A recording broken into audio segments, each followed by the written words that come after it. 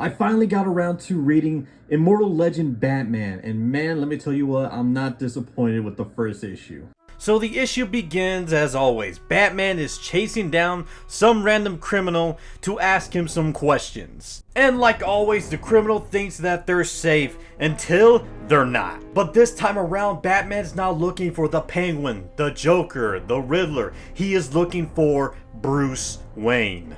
Then we cut to nighttime where Mayor Harvey Dent and Sheriff Bruce Wayne are investigating a dead body. And this is not the first body they found. They found 3 in 8 weeks, and they assume that someone is trying to cause panic and chaos in the town. And when they finally make it to town, Batman attacks Bruce Wayne, and he accuses of Bruce Wayne being a shadow. Now, I'm not going to go into too much of what a shadow is right now. I'll explain that a little bit later.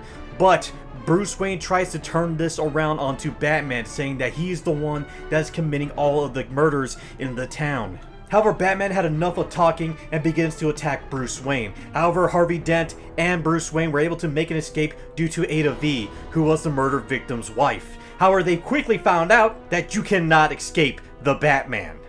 As Batman chased the truck, he was able to stop it and as well as disarm Harvey Dent and Bruce Wayne.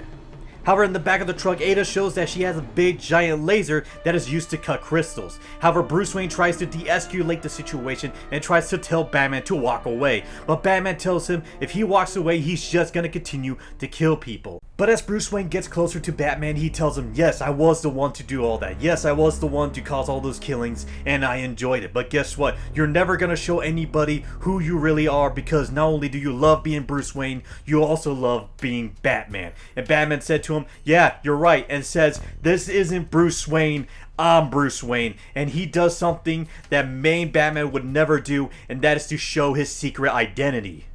And then the fake Bruce Wayne shows his true form, being the two-faced man.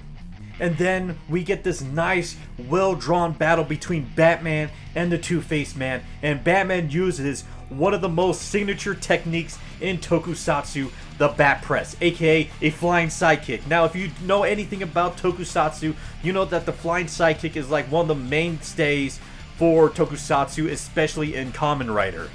And in like Tokusatsu fashion, when Bruce Wayne uses the Bat Press, he destroys and, well, makes the evil version of Bruce Wayne explode. And after saving Ada and Harvey from falling off the side of the cliff, Batman leaves, and then we get the origin story of how the Immortal Batman, as well as the Immortal Robin and Nightwing, came to be. And the reason is because humans wanted to make space travel a lot easier, so they started messing around with dark matter.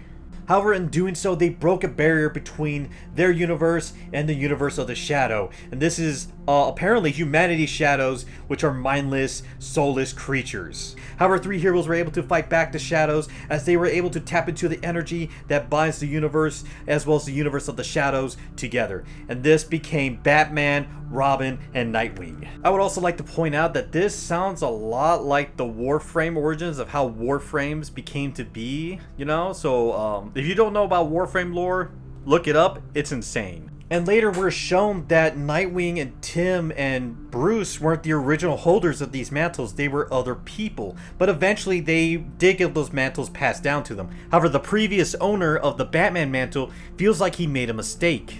As more things change, the more they stay the same. As Batman in this universe also lost his family, he went to train to become the Batman, but he decided to shrug off his duties to fight the shadows, as it's said that he is also attacking people.